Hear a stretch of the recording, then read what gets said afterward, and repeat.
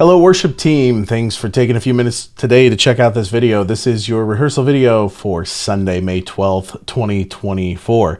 It's Mother's Day this coming weekend, so this is your reminder. Get your mom something nice. If you're into that thing and then your mom likes presents, then go and get her something nice. But before you do that, jump over to the Planning Center because I'm going to walk you through what we've got coming up this weekend. Let me make this just a little bit bigger so it's easy for us to see here together.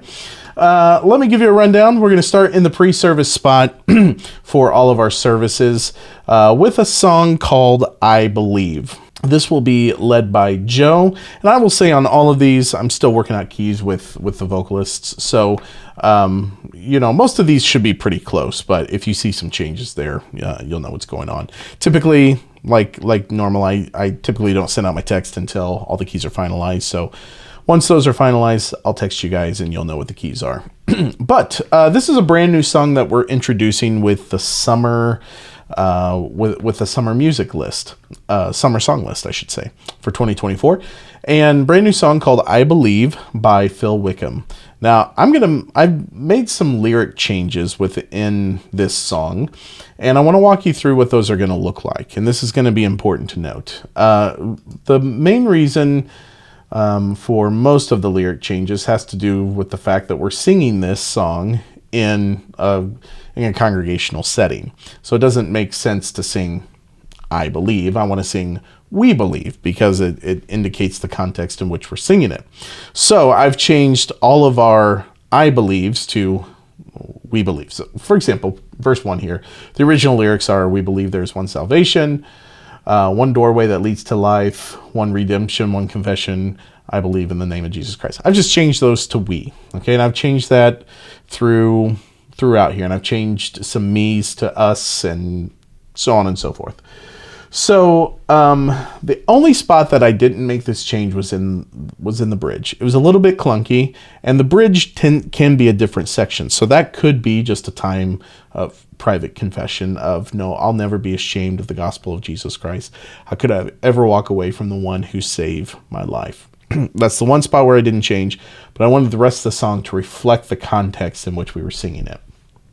The other change that I made was here at the end of verse 3. There was a lyric here that was, it presented really too much vagueness as far as the doctrine and the theology that it was proposing here in this line. So I always want to move, especially in a congregational setting, I always want to lean in the direction of clarity and move away from vagueness and subjectivity as much as possible. So the original line was, light the altar, keep it burning, see the Lamb who rose a roaring lion. Now, I don't think Phil Wickham here intended to make any reference to the fact that maybe there were other sacrifices that needed to be continued to be made, and that Christ is not the final sacrifice once and for all for sin, and the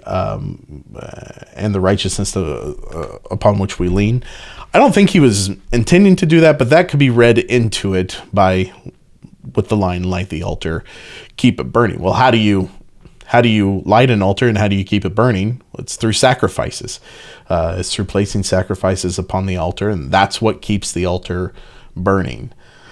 So anyway, what we're changing that to, because I in no way want to send the idea to the congregation that we believe that there are any other sacrifices that need to be made. Christ is the final sacrifice for sin. So the line that we've adjusted this to is, lift your eyes and see his glory. He's the Lamb who rose a roaring lion. And that's what we're going to sing together there. We're going to pull this line out. I've just kept this in here for reference, but this line here that's struck through that has asterisks on either side, we're removing that line. We're going to put in, lift your eyes and see his glory. He's the Lamb who rose a roaring lion. All right. Everything else is going to be pretty unchanged in this song. We'll do it, as is with the sequence of the original recording. No harmonic changes or anything like that. Just those lyric changes to, number one, better fit the context, and number two, provide clarity to the theology and the doctrine that is being taught in that song.